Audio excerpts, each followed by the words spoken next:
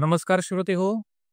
तू भ्रमत आहासी वाया या श्री वपू काळे लिखित कादंबरीतला भाग 6वा आज आपण ऐकणार आहोत.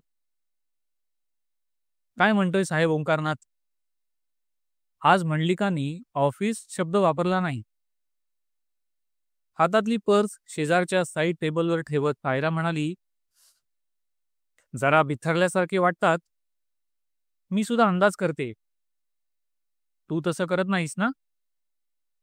माझा प्रयत्न चालतो. नेहमी यश मिळतंच असं नाही.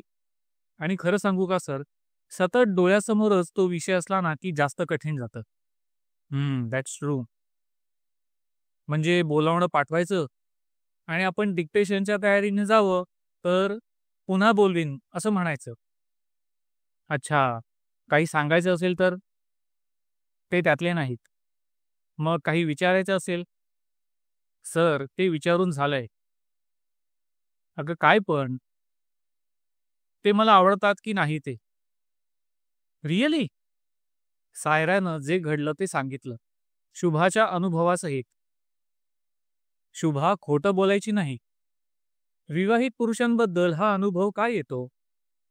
मंडलिक म्हणाले, सांगणं अवघड आहे. सर तुम्हालाही? मी एक पुरुषच आहे ना.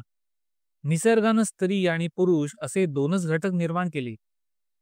या दोघा घटकांचं वस्तुनिष्ठ चित्रण करण्यासाठी तिसरा घटक हवा, तर योग्य उत्तर मिळेल. निर्लेप मनानं एखादी स्त्री किंवा पुरुष सांगू शकणार नाही. बाई नॉर्मली म्हणेल पुरुष लंपट असतातच, आणि पुरुष सांगू लागला तर ते समर्थन ठरेल. मग ह्या व्यतिरिक्त तिसरी प्रतिक्रिया कुणीच सांगू शकणार नाही. काही वेळ विचार करत मंडलिक म्हणाले, विवाहित स्त्री पुरुषांच्या बाबतीतच हे असं काही घडतं असं तू समजू नकोस. आई, बाप, भाऊ, बहीण, नवरा, बायको, सासरची माणसं, मित्रमैत्रिणी, जितक्या साखळ्यांनी माणूस माणसाला जोडला जातो, त्या सगळ्या धारणेतून मी बोलतोय. भावा-भावाचं, भावा-बहिणींचं एकमेकात पडलं नाही तर? आई वडिलांना सोडून मुलं पळाली तर? स्वतःच्या मुलाला कोणी घराबाहेर काढलं तर लोकांना फारसं बिघडलं असं वाटत नाही.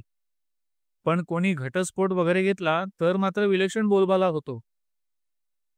एखाद्या माणसापाशी असंख्य पातळ्यांवरून ह्या विराट जीवनाला कडकडून भिडण्याची, स्पर्शून घेण्याची क्षमता असते. शिखरावर पोहोचताना प्रत्येक वळणावर, प्रत्येक उंचीवर त्याचं गौरीशंकर असतं. तो अशा ठिकाणी थांबतो, वळून पाहतो. हाकारे तोंडावर हात ठेवतात तसं तोंडावर हात ठेवून तो हाका घालतो. मी एवढी उंची गाठली हे त्याला सांगायचं असतं. त्या टप्प्यावर त्याला शाब्बास हा प्रतिध्वनी हवा असतो. त्यानंतरच त्याला वरच्या फ्रिक्वेन्सीवर जावंसं वाटतं. कोणत्या माणसाला कोणत्या आणि किती उंचीवर विश्राम घ्यावासा वाटेल, शाब्बासचा पाठीवर हात हवासा वाटेल, हे सांगता येत नाही. जेवढं उंच शिखर निवडाल ना तेवढे सोबती कमी. आयुष्यात मित्रमैत्रिणी येतात, दुरावतात. संघर्ष नसताना वितुष्ट न येता लांब जातात. का? या प्रश्नाचं उत्तर माहीत आहे?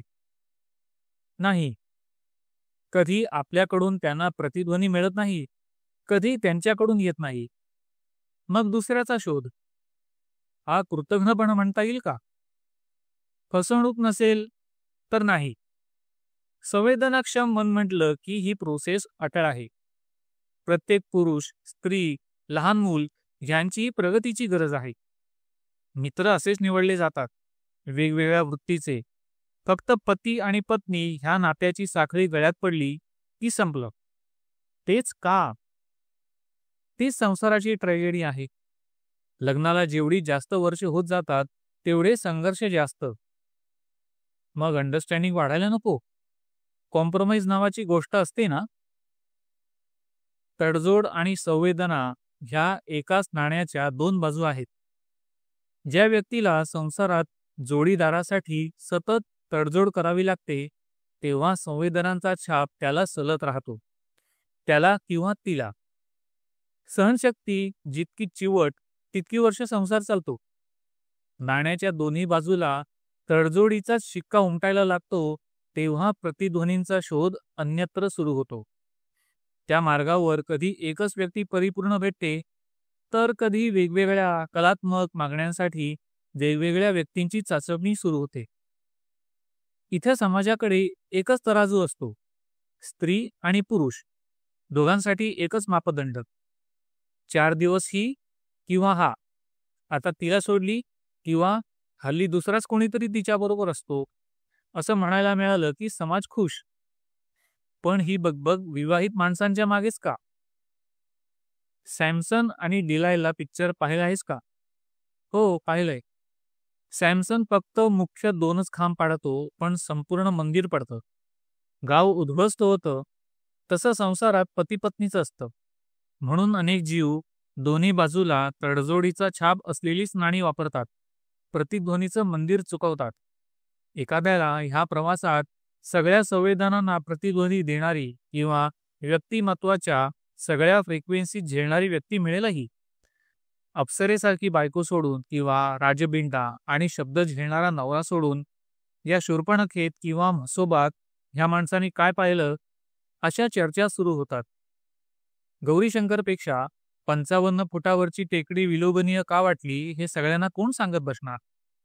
सायरानं आश्चर्याने विचारलं. 55 फूटच का? "हं, एको म्हणजे प्रतिध्वनीसाठी कमीत कमी तेवढं अंतर लागतं.